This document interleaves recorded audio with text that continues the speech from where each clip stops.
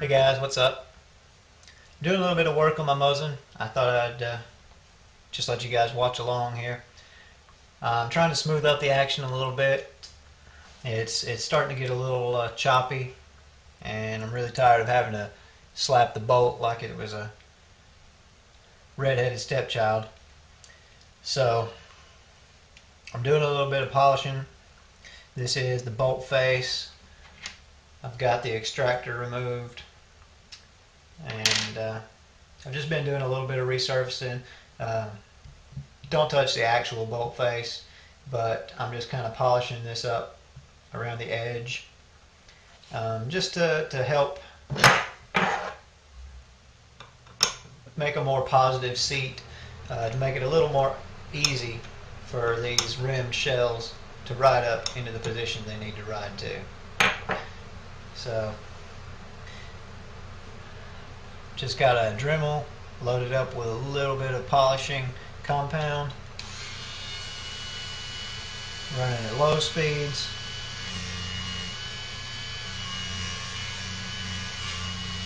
I'm just going to polish a little bit around this lip,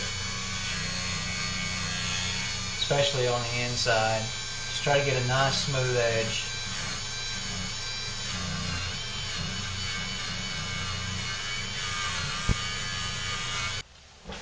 Okay guys, this may be a little bit hard to keep in focus because my camera tends to do stuff that I don't want it to do. But I'm moving on. I'm going to do a little polishing. This is the bottom side of the extractor itself. I'm going to polish these dovetailed edges just to make insertion and removal in the future, to service this part a little easier. And I'm also going to polish the extractor tip itself, and I'll show you guys what I'm doing with that.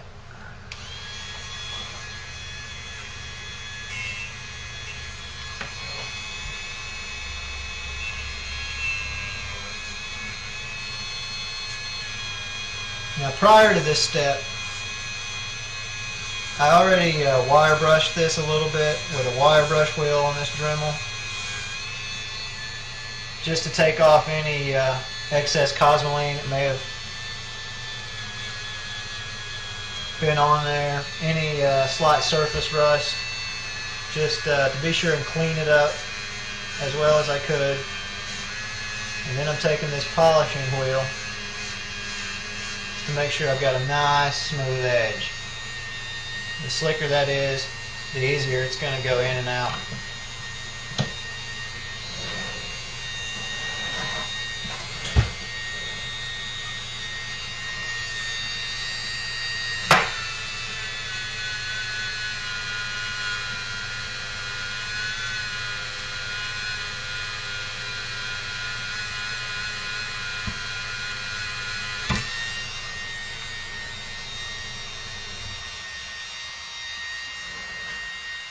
That feels pretty nice right there.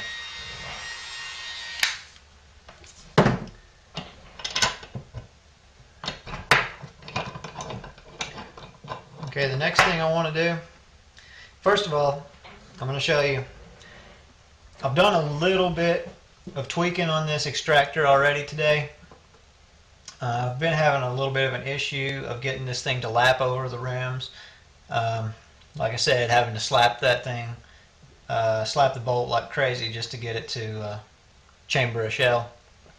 So I took a little bit of tension off this spring by just bending it back slightly, and I've also done a little bit of sanding on this face of the extractor and basically on all contact edges, just to smooth that up a little bit and let it ride over the rim of this shell, be as smooth as possible. Now, this may take a little more tweaking as I'm going. I really want this to be a really, really smooth, modern feeling rifle, and you know, it's a total antique, and it's just not it's not what it could be. So I guess with a little home gunsmithing, I'm going to try to turn it into something that it's a lot more enjoyable to use.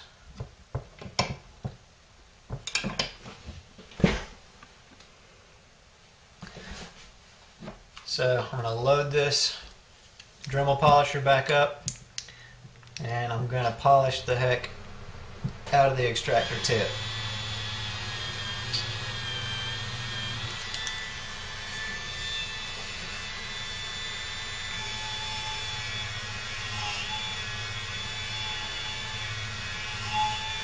And I want to make sure to get every possible contact edge on this as smooth as possible. The smoother this is, the better the performance is going to be.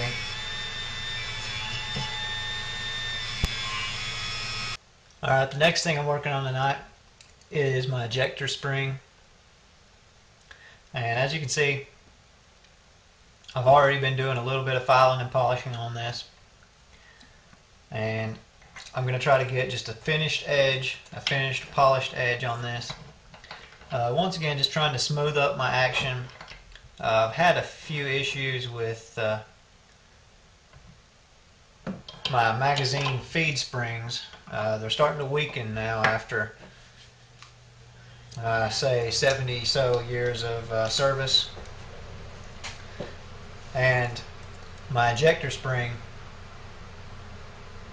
which is also the it's like a feed lock, keeps your rounds in the magazine until the bolt passes over it, has been failing to let them feed past like it should every once in a while. So just trying to smooth up that edge, and I've been tweaking a little bit of the angle on that as well, and hopefully I can get that thing to feed just a little bit better than it has been.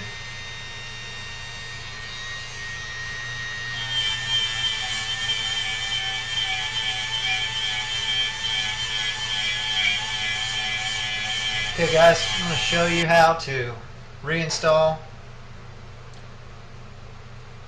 a Mosin Nagant extractor spring.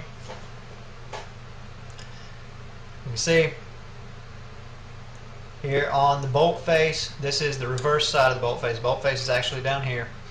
You can see this dovetail. You want to reinstall this. This is pretty much the exact opposite of disassembly.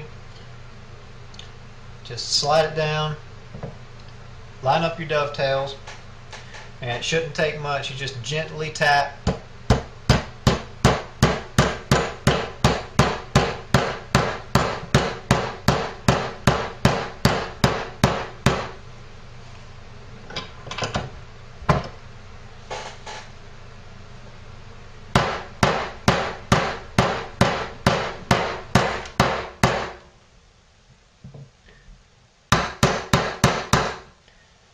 Gently tap it back until it's flush with the rest of the bolt head.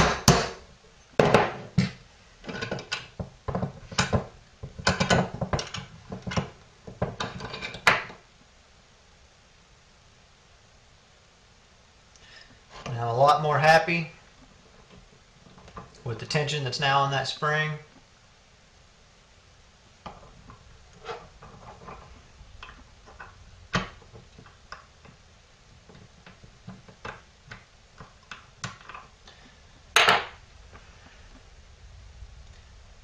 It seems like that's going to work a lot better for me, but testing it out is going to be the only way. It may take a couple of tries.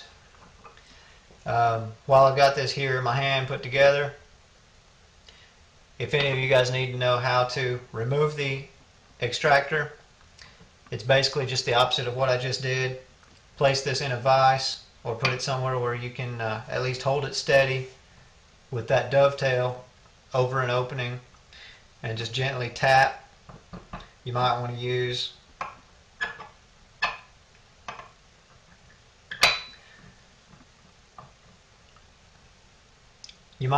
some punches. I know gunsmiths prefer brass punches, but these steel punches work just fine for me. And especially if you're going to do any polishing on this, any slight marring that you may put on it, you can get off pretty easily. So it's really simple to get these off. Just, pretty much light pressure. They don't require a lot of beating like some parts that I've come into contact with. Comes out pretty easily. Just slides straight down, slides out the back from that dovetail. So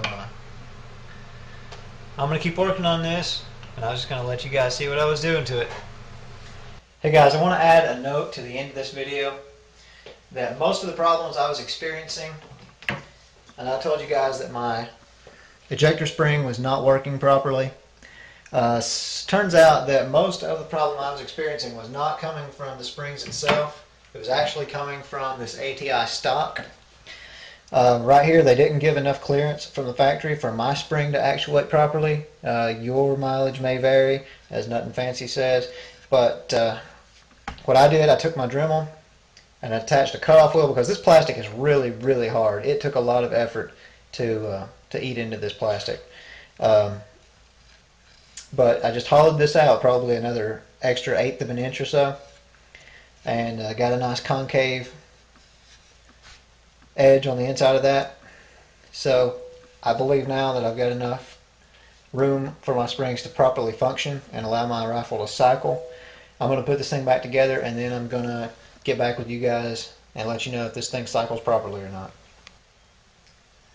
Alright, I just finished my cycle test after I reassembled this Nagant. This thing cycles like a charm. I mean, it's like a brand new rifle. If any of you guys have a Nagant that has some issues with feeding your rounds into the chamber, bolt not wanting to close on the rounds, definitely do this bolt part polish job that I've just completed. This thing makes this feel like a brand new Remington 700. And that's exactly what I was going for with this thing. This is my low budget Remington 700 wannabe, and I'm more than happy with it. Now I'm about to scope this thing, and now all that's going to be left is getting it out to the range and getting the time to sight this thing in and just see how well it's going to perform for me.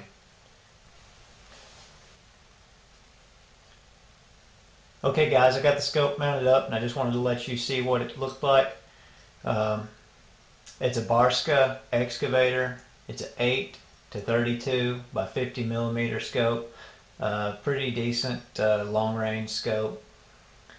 I read a lot of good reviews on it, so I'm hoping I made a good choice. I got a good deal on it, so that's why I got it. All in all, this is my my long range Remington 700 place taker, and I built it all for less than $300. So if any of you guys are considering a Mosin Nagant, I highly recommend the platform. Just be prepared to put a little bit of effort and elbow grease into putting yours together, unless you just want to leave it stock. They're perfectly serviceable just as a World War II battle rifle. But I wanted something a little more out of mine. I wanted it a little bit more modern, and wanted to get a little more reach out of it. So I'm pretty happy with my system so far. The next thing is just taking it out and seeing how it performs in the real world. I hope you guys enjoyed it, and I hope this helps some of you guys make your decisions.